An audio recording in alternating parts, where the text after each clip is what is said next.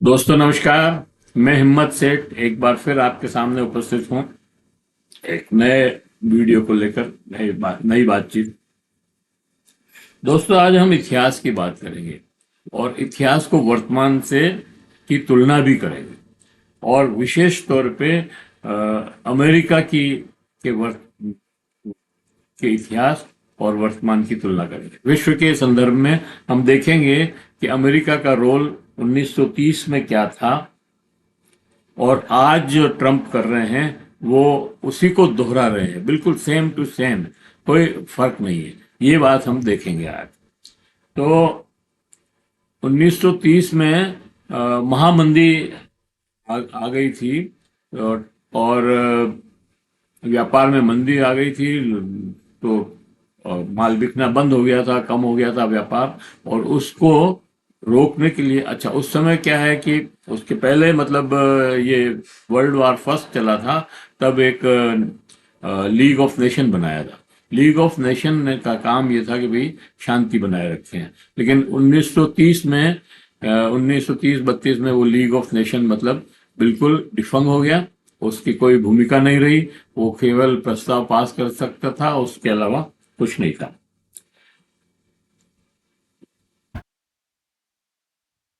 और ये बात देख लीजिए आपकी, खलनायक कभी मरता नहीं है, बस अपना शरीर पे बोलता है। क्या हो गया, इतिहास खुद को दोहरा नहीं रहा, बल्कि वही कठपुतली बाज बस मुखौटे बदल रहा है। साल 1930 दुनिया थकी हुई लग रही थी, लीग ऑफ नेशन लगड़ा रही थी, साम्राज्य अपने घाव सहला रहा था, और समंदर के उस पार एक आदमी जिसका नाम हर्बर्ट हुअर व्हाइट हाउस में बैठा था, रिपब्लिकन। अमेरिका अंदर की ओर देख रहा था, ठीक आज की तरह। सबसे ऊंचे टैरिफ अपने सहियों के ऊपर अर्थव्यवस्था सिकुड़ रही थी और महान मंदी शुरू हो चुकी थी। उस समय एवरेज 18% टैरिफ लगाई थी उन्होंने, और उससे सारे व्यापार को कंट्रोल करने की कोशिश की। और 1933 आते आते फ्रैंकलिन डेलोनो रूजवेल्ट मंच पर आए, डेमोक्रेट। इतिहास की किताबें उनको उद्धारक बताती है, लेकिन बारीकी से पढ़ो। और तो उन्होंने जर्मनी को लगातार उकसाया, जर्मनी ने ब्रिटेन पर हमला कर दिया। दोस्तों मैं इसके आगे बढ़ूं, सेकेंड वर्ल्ड वॉर की बात है ये, मैं उसके आगे बढ़ूं उसके पहले मैं ये अपील करना चाहता हूं कि अगर आपने हमारे इस YouTube चैनल को सब्सक्राइब न किया है तो सब्सक्राइब कर लें, बेल आइकन दबाना न भूलें। तो और अगर वीडियो अच्छे लग रहे हैं तो लाइक करें, फॉरवर्ड करें, और कमेंट बॉक्स में जाएं, कमेंट लिखें, सुझाव दें। आपके कमेंट और सुझाव हमें और बेहतर करने की ओर अग्रसर करें। जर्मनी को लगातार उकसाया, जर्मनी ने ब्रिटेन पर हमला कर दिया, रूजवेल्ट ने ब्रिटेन को सप्लाई देना जारी रखा। उन्होंने जरूरत थी कि युद्ध लंबा चले, क्योंकि लंबे युद्ध का बड़ा मुनाफा देते हैं। 1939 में हिटलर पोलैंड में घुस आया, ब्रिटेन लहूलुहान हुआ। 1939 में जर्मनी ने सोवियत संघ पर हमला कर दिया। दुनिया जल रही थी, अमेरिका अब भी तटस्थ ऐतिहासिक लैंड लीज एक्ट पास करता है। हथियार, जहाज, विमान बाहर जा रहे थे, सोना, जमीन, असर अंदर आए थे। जब धूल उठी बैठी, अमेरिका सिर्फ विजेता नहीं था, वह नया साम्राज्यवाद। मतलब ब्रिटेन को इतना उसने हथियार सप्लाई किए उस समय, ब्रिटेन और पोलैंड इनको, कि उसका जो है पूरा खजाना भर गया।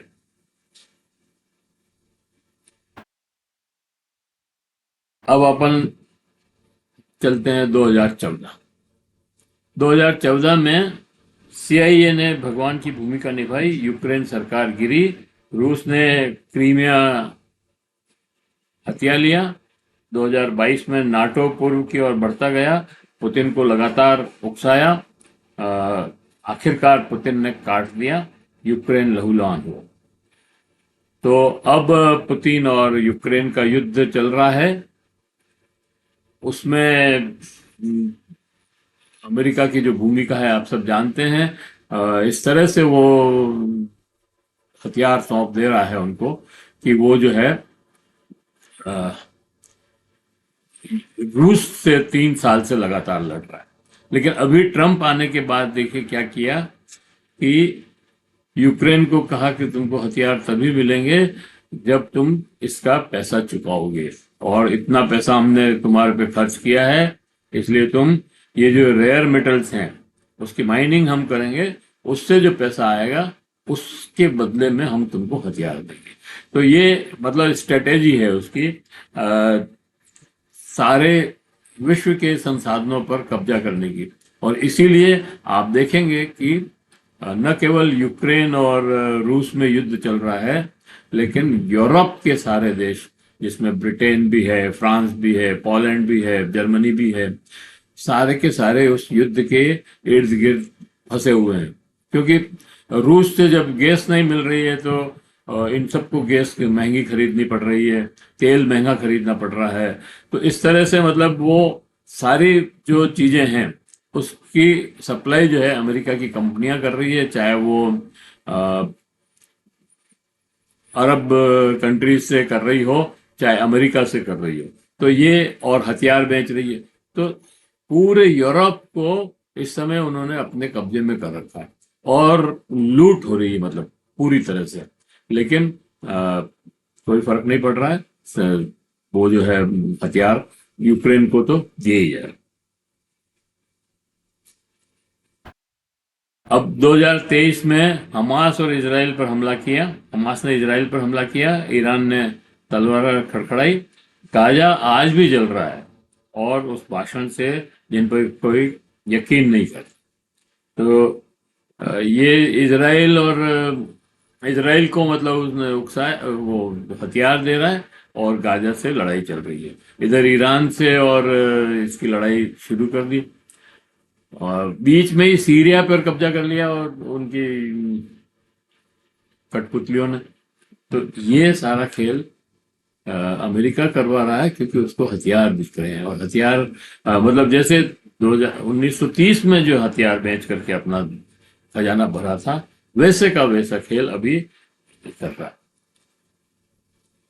नाटो जेलेंस्की को फंडिंग करता रहा, युद्ध अखबारों की सुर्खियों में बचा रहा, हथियार फैक्ट्रियां मुस्कराती रही। और 1925 में इजराइल ईरान अब भी गर्म, पाकिस्तान ने भारत पर हमला किया, ऑपरेशन सिंदूर ने जवाब दिया, तनाव शुरू हो गया। अमेरिका अपने पसंदीदा पालतू आसिम मुनीर को अच्छे चिड़ियाघर पाल की तरह खिलाता रहा। म्यांमार जल रहा है, थाईलैंड और कंबोडिया अपने तलवारें तेज कर रहे हैं। आर्मेनिया और अजरबैजान ऐसे इंतजार में है जैसे उन्होंने पहले से अपनी लड़ाई की तारीख बुक कर रखी हो। दक्षिण चीन सागर एक गलत कदम और पागलपन शुरू, और संयुक्त राष्ट्र अब ऐसी ठंडे ठंडे प्रस्ताव पास करता है जिन्हें कोई पढ़ता ही नहीं। ऐसा दिख रहा है जैसे अनदेखा करना ओलंपिक का खेल हो। और अब ट्रंप दुनिया पर टैरिफ, वही 18% टैरिफ, एवरेज टैरिफ 18%, हमारे पे तो 50% लगा। औसत टैरिफ 1930 में 18%, औसत टैरिफ 1925 में 18%। राष्ट्र भीतर की ओर देख रहे हैं, सब आत्मनिर्भरता का दावा कर रहे हैं। वैश्विक सप्लाई चेन सूखी टहनियों की तरह टूट रही है, और ये हैं दोस्त, बस नक्शे बदल गए हैं, स्क्रिप्ट वही है। अमेरिका उकसाता है, अमेरिका मुनाफा कमाता है, अमेरिका उद्धारक बनकर खेलता है, और हमारे नेता वे हमारे संप्रभुता को सलीके से बंधे समझौतों में बांध देते हैं। उन्हें रणनीतिक साझेदारी कहते हैं, इतिहास इसे कुछ और कहता है। हम एक खतरनाक दशक में प्रवेश कर रहे हैं, और जहां गठबंधन भरोसे पर नहीं है बल्कि दबाव पर आधारित है। सारे जो समझौते ये हुए हैं, जैसे नाटो में एंट्रियां हो रही है, वो सब दबाव की वजह से हो रही है। वहाँ युद्ध हो रहा है, उनको लग रहा है कि हमारी सुरक्षा खतरे में पड़ जाएगी, इसलिए नाटो के मेंबर बन जाओ। नाटो के मेंबर बन जाओ मतलब अमेरिका के गुलाम बन जाओ। पूरा अमेरिका ने अपने न्यू औपनिवेशिक खेल जो है वो खेल रहा है। यूरोप में भी खेल रहा है, और यूरोप के देश अफ्रीका में खेल रहे हैं, और इस तरह से पूरे विश्व में ये चल रहा है। अगले 5 सालों में पहले किसका खून बहेगा, कौन सी मुद्रा गिरेगी, कौन सी सीमा बदलेगी और किसके बेटे किसी और के युद्ध में मरेंगे, सोचिए। खलनायक कभी मंच नहीं छोड़ता, बस नए संवाद लिख लेता है। तो ये बिल्कुल इतिहास दोहरा रहा है और हम जो है एक कठपुतलियों की तरह अब अमेरिका के झांसे में फंसते जा रहे हैं। भारत भी फंस रहा है, ऐसा नहीं है कि भारत नहीं फंस रहा है, भारत भी फंस रहा है। अब उसको जहाज बनाने हैं और क्रायोजेनिक इंजन वहां से अमेरिका से खरीदना है, जो 1984 से लगभग अभी तक नहीं मिला है तेजस जहाज के लिए।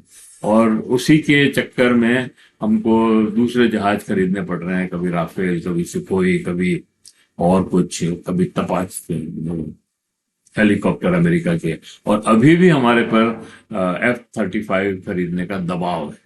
तो ये सारी चिंताएं हैं। मतलब कहने का ये है कि ये इतिहास बिल्कुल नहीं बदला है। इतिहास 1930 में जिस तरह से युद्ध हुआ, सेकेंड वर्ल्ड वॉर, वैसे ही अभी जो है परिस्थितियां बन रही है। और सिर्फ हथियार सिर्फ और सिर्फ हथियार बेचने के लिए ही नहीं, पर देश पूरे विश्व के संसाधन अमेरिका के उपयोग करने के लिए ये सारा खेल खेला जा रहा है। इसको समझने की जरूरत है। हमारे नौकरशाहों को भी समझने की जरूरत है, हमारे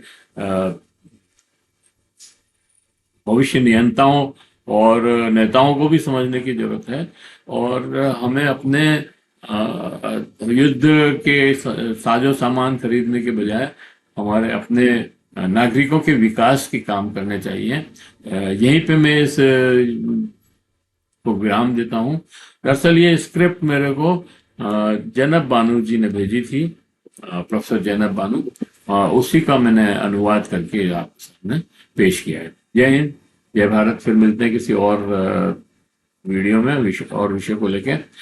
लेकिन दोस्तों, मैं ये अपील फिर करना चाहता हूं कि अगर आपने अभी तक भी हमारे YouTube चैनल को, महावीर संता संदेश को, अगर सब्सक्राइब न किया है तो सब्सक्राइब कर दें, बेल आइकन दबाना न भूलें।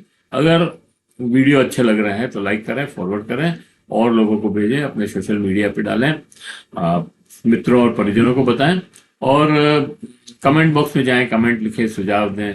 आपके कमेंट और सुझाव में और बेहतर करने की ओर अग्रसर करें। जय हिंद, जय भारत।